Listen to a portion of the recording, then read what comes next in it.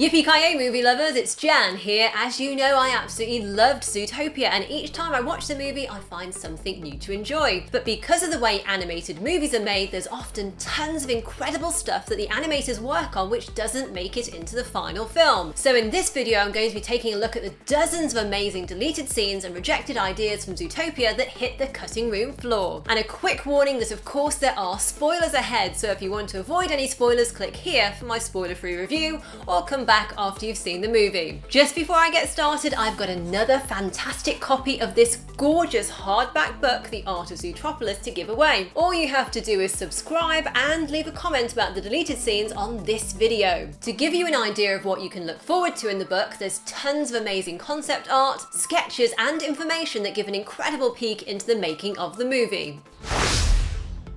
First up is the movie's opening scene, which sets up Judy to become a police officer in Zootopia, although in a different way than we see in the final movie. The alternate opening is set in Woodlands Elementary School rather than at the Carrot Days Festival, and has Judy practicing a song with her classmates while their teacher, Mrs. Armadillo, accompanies them on the piano. Judy's friends each sing a line about what they want to be when they grow up, but when it comes to Judy's turn, she won't sing that she wants to grow carrots. This opening establishes how animals are stereotyped. For example, Sally the squirrel sings that she wants to sell nuts, and Rory the raccoon sings that he wants to drive a trash truck.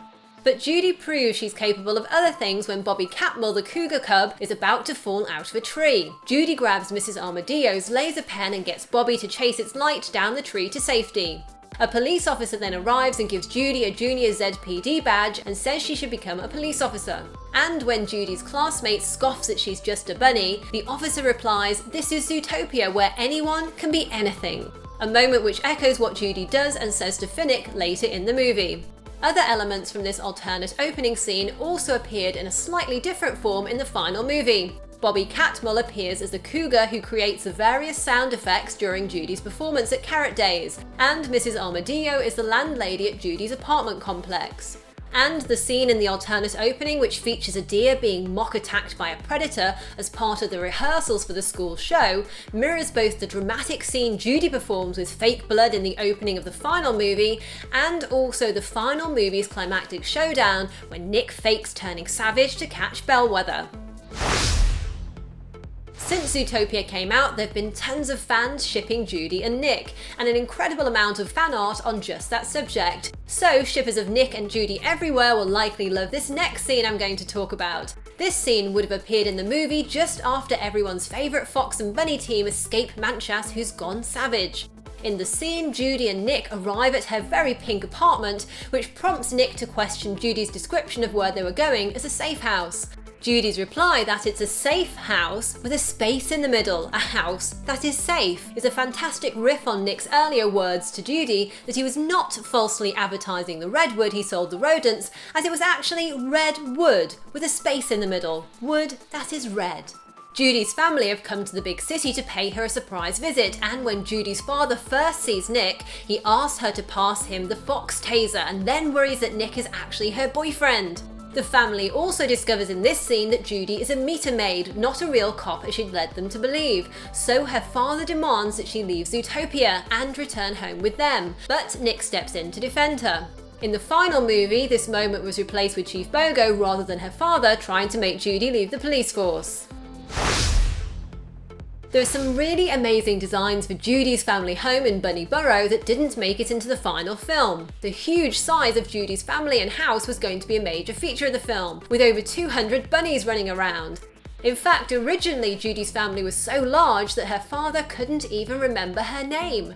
Also, the family home was going to be centered around a constantly in use kitchen, and a dining area that rotated slowly, allowing new hungry bunnies to take the place of bunnies who'd already finished eating. And the Bunny Burrow district was also going to feature more of the Totoro-inspired buildings we only saw briefly in the final film at the Bunny Burrow train station. During the chase scene through Little Rodentia, you might have spotted a billboard for the fast food restaurant Shea Cheese. In an early draft of the movie, Finnick would take the drive-through orders, making use of his giant ears to do so, while Nick worked cleaning the cheese filters. In this version of the movie, Clawhauser was also a delivery cheater for the restaurant, making deliveries to the district's rodents. Shea Cheese was going to tell the story of how Nick and Finnick met. The movie's co-director Jared Bush has said this was his favourite deleted location and that he'd love to see a short film featuring the fast food joint. Another fast food joint which didn't appear in the end film was Bug Burger, which is where Zootopia's predators would go to eat. Because predators don't eat other animals in Zootopia, to get their protein they eat insects. So Bug Burger served up grasshopper shakes, cricket chips and cicada burgers. There is a tiny reference to Bug Burger in the final film in the scene where Nick is leading Judy through an alleyway shortcut and there are some Bug Burger fast food boxes littered on the ground. Originally, there was going to be more of Nick's backstory explored in the film, including a scene where we get to see Nick as a cub with his father. It's a touching moment where Nick's father goes with his son to pitch a business idea for a loan, so he can start his own family tailoring shop called Zootopia. This scene wasn't used as it was part of the initial idea for the film, where the story was told from Nick's perspective as a central character, rather than through Judy's eyes. We know Nick has always had an entrepreneurial mind with his popsicle business, but in an early version of Zootopia, just like his father, Nick went to the Zootopian banks to pitch a business idea, but Nick's idea was for an entertainment venue called Wild Times. In a scene which actually got so far in the process that it was voiced by Jason Bateman, Nick explained his idea to all the city's bankers, who just happened to all be prey. It's a funny scene where Nick visits banks like Lemming Brothers, Borrow Burrow, JP Morgan and Slotherman Brothers and gets rejected every time. Eventually Nick ends up visiting the polar bear gangster boss Kozlov, who loans him the money. The designs for Wild Times were well advanced before the idea was abandoned. Wild Times was an indoor arcade where predators could let their instincts loose a little. The amusement park featured a huge range of games and rides. For example, there was a roller coaster called the Roarer Coaster, where predators could roar and be themselves. By the way, there's a glimpse of what might have been the building for Wild Times in the scene where Judy goes to find Nick by the small stone bridge. Kozlov, who Nick takes a loan from to finance his Wild Times arcade, did appear in the final movie as the polar bear who carries Mr. Big in his hands when Nick and Judy have been caught by Kevin and Raymond. In earlier versions though, he ran the mafia in Tundratown, and he owned a restaurant called Kozlov's Palace, which served as a front for his shady operations. The design of the interior of Kozlov's Palace used warm colours to contrast with the icy blue and white of the cold exterior. The scene we see in the final movie of Nick and Finnick hustling Judy into paying for their jumbo pop is a much revised version from an earlier version of the movie. That early alternate scene in Jumbo's cafe shows Nick claiming that his son has a condition called pachydermiopathy, which according to Nick means that his son thinks he's an elephant. Nick and Finnick put on a hilarious performance with Nick begging the ice cream parlour owner not to break his son's heart when he refuses to serve him what he wants, and then to cap it all, Nick claims he left his wallet at the orphanage. Nick senses Judy's fallen for his scheme, so lays the sob story on even further, which ends up in Judy pulling out her cash to pay. It's still very funny as it displays Nick and Finnick's con-man skills, although Judy probably comes off a bit more naive and silly in this version than in the final movie. In the final film, after Judy discovers she was hustled by Nick, she goes back to her apartment feeling really fed up and gets a call from her parents who discover she's just a meter maid. There's an earlier and longer version of this scene where we see Judy travel back to the apartment on the subway getting squashed by two larger animals.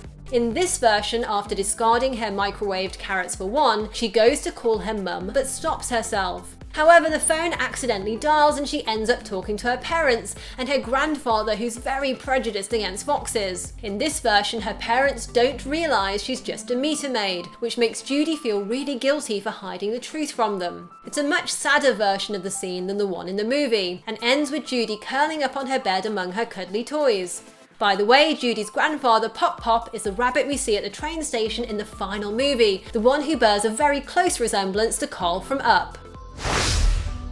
There's a deleted scene in which Judy starts her investigation into the missing otter, Emmett Otterton, by using the office and computer of an elephant cop who's away on vacation. It's a fun scene where Judy has to make the most of her agility to use a computer that's way bigger than she is. The scene was edited out of the final movie to keep the film's pace up and to show Judy getting her lead on Otterton by working more closely with Clawhauser. Designs for a rough biker-style bar for sheep were developed, although the location didn't make it into the final film. The bar was called the Cloven Hoof, and it was set in a sleazy part of town. It's likely that we would have seen Doug and other bad sheep like Jesse and Walter hanging out there. The filmmakers also had plans for a nocturnal district, which was going to be an area of caves underneath the city where nocturnal animals like bats would live. In the end, Zootopia's story didn't require the location, so the idea wasn't fully developed. However, it might be linked to the bat eyewitness figure who appears together with Clawhauser in Zootopia character packs, and who's described as visiting Clawhauser at the police station quite frequently as he often witnesses crimes. The Meadowlands is another district we never got to see properly. It's basically a broad grassland area where the sheep and grazing animals live. We did get a tiny peek at the edge of the Meadowlands though, as the Cliffside Asylum is just on the border. In an early draft of the movie, there was a sheep conspiracy, where sheep would disguise themselves as wolves to deliberately incriminate predators, making them look dangerous. If you'd like to find out about one of the sheep characters called Wooly who used to do that, then check out my video on Zootopia's deleted characters.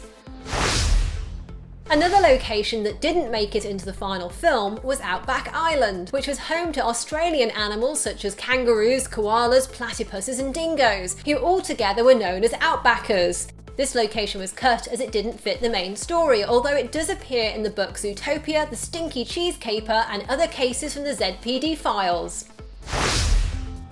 There was an additional scene at the Natural History Museum which was cut from the film due to time constraints. The cut scene featured Bellwether making a speech to Judy about the origins of Zootopia. Those origins relate back to a painting which, if you're extremely eagle-eyed, you can glimpse in the museum as well as the subway station. The painting shows lions and zebras shaking paws and agreeing to predators and prey living in peace. While giving the speech in this scene, Bellwether looks out and talks about the fountain in the square, which represents the watering hole around which the animals bonded when they declared peace. Although we do get to see the Palm Hotel and Casino on the train ride that Judy takes into the city when she arrives, there were also extensive designs and scenes storyboarded inside the hotel that did not get used. The design of the hotel was inspired by super luxurious hotels in Dubai, and Gazelle had a penthouse apartment there. A scene with Judy and Nick falling down the side of the hotel while escaping from a ram was storyboarded but dropped in favour of the scene in the Rainforest District where Judy and Nick fall through the vines while escaping from the savage Manchas.